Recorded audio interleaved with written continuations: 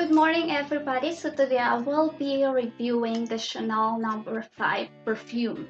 This was one of the gifts I received from my husband on Valentine's Day, and if you have seen my other video on Valentine's Day, I have an unboxing there which I'm gonna insert in this video. So I already opened this one with the ribbon, but I haven't really seen the one that is inside here.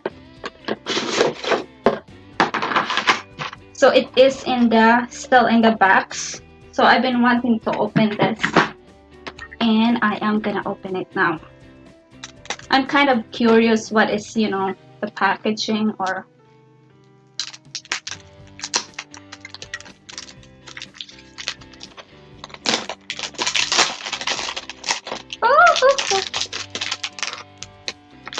I was gonna make a video out of this, but too late now.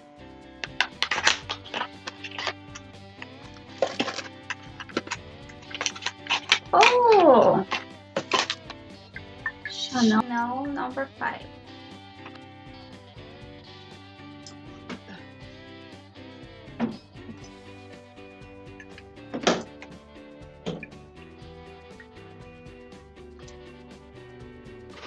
So I don't know the price of the perfume here, and as you can see, the bottle is like a square here. This is not the original bottle, by the way. Its original bottle when it just created was not so thick for it to be shipped out, so that's why they changed it to a thicker one like this, which I will show you the picture on this video. So let's talk about how it smells like. It smells very feminine, and it has a very soap-like smell. You know, the soap, like the one that we use in the shower. It's the aldehydes. It's one of the ingredients here, and it is very flowery, floral smell. It's like when you smell it, it's like the first time I smell this one, it's like I'm in a field of flowers and it's very sunny. You know what I mean? It is very unique to itself. It's very, I would say it's a very feminine smell.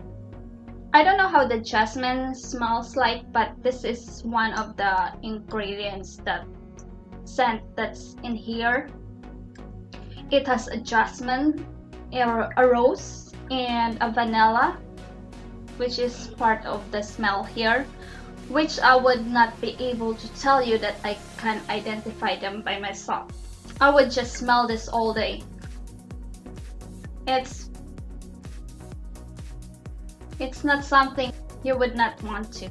I mean, there are other perfume who like very strong.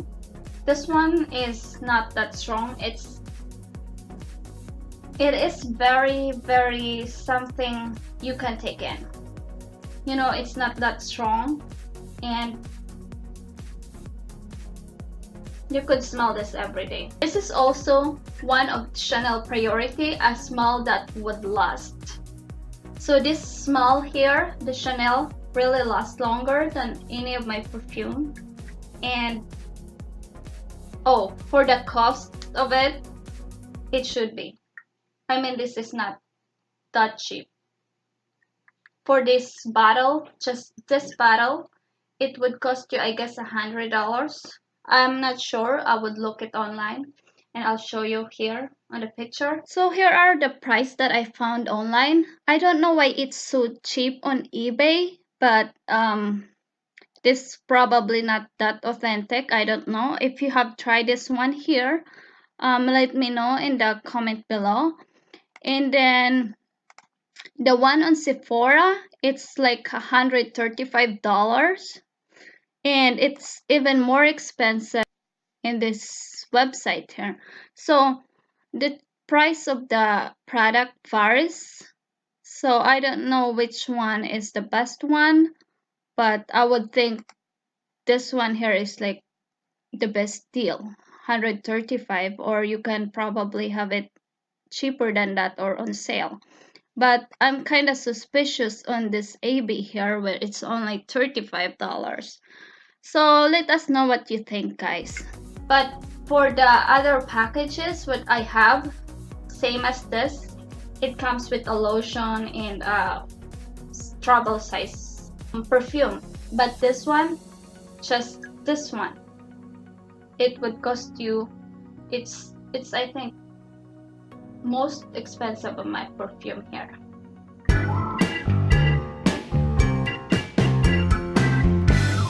So today we are gonna talk about the history and a little bit of information about how did the Chanel Parfum Chanel been into the market or how it started. So traditionally, perfume is categorized into two, which is the one who favored the respectable woman, having the essence of a single garden flower.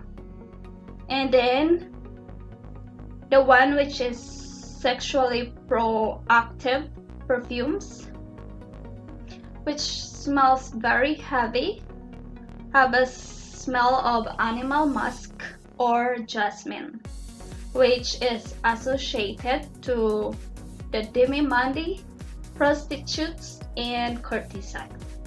So this story of Chanel No.5, which is a popular perfume, it started when Ernest Fuchs, the Russian perfumer who worked for a royal family, took Chanel's challenge.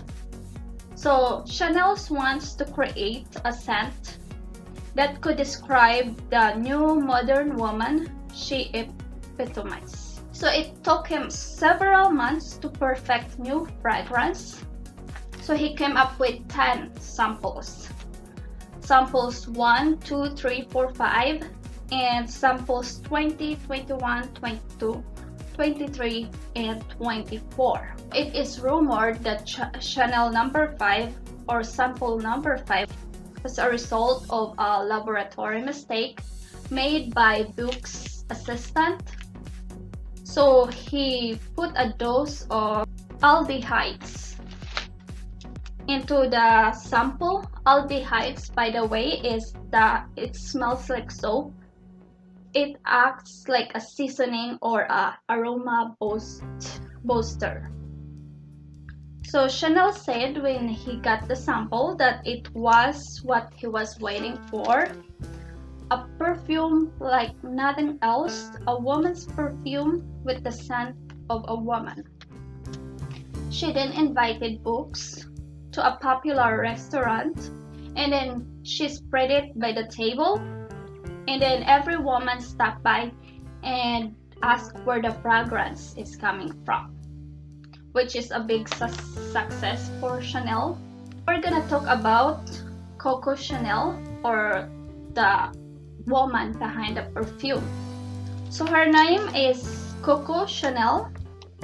He is a mistress of a Grand Duke Dmitry Pavlovich. It is believed that he was the one who killed Rasputin. And you know Rasputin, he's the one who killed the royal family in Russia. So she is a very clean person. And while she was working among the mistresses, she complained the way they smell with their body odor. And that is why she decided to commission on perfume to her best client. So she is a daughter of a market stall holder and a laundry woman. But when her mother died, she was sent to Cistercian convent and she was handed over to the care of the nuns. And that is where she spent most of her teenage years. So after the success of the creation of the new scent with Fuchs, in 1924, she entered into agreement with the brothers named Perry and Paul Wertheimer. So she agreed that the Werthimers will do the production, distribution, and marketing of the Chanel No.5, creating a corporate named Chanel Parfum.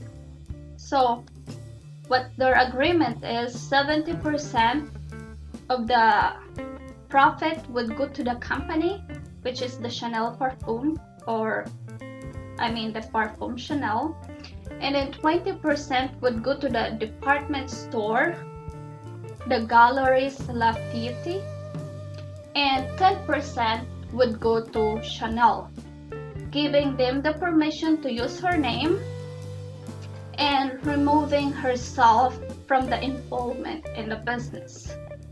So later on, she realized that she was screwed by the contract. So during the World War II, Jewish property was seized by the Germans, and then Chanel tried to gain control of the company, not knowing that the Werthimers gave the control of the company to a businessman named Felix Amiot. And then after the war, Amiot gave them back to the Werthimers. So Werthimers was that smart to do that move before their company was seized by the Germans. So Chanel's determined to wrest control of the company, instigate a lawsuit against the Werthimers, asking them to cease the production, manufacture, and sale of the product. And then the Werthimers were afraid that the lawsuit is gonna cause too much damage on the company and the product.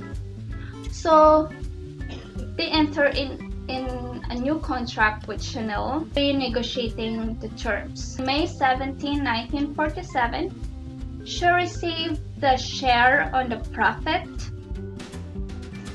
and her profit was during the wartime.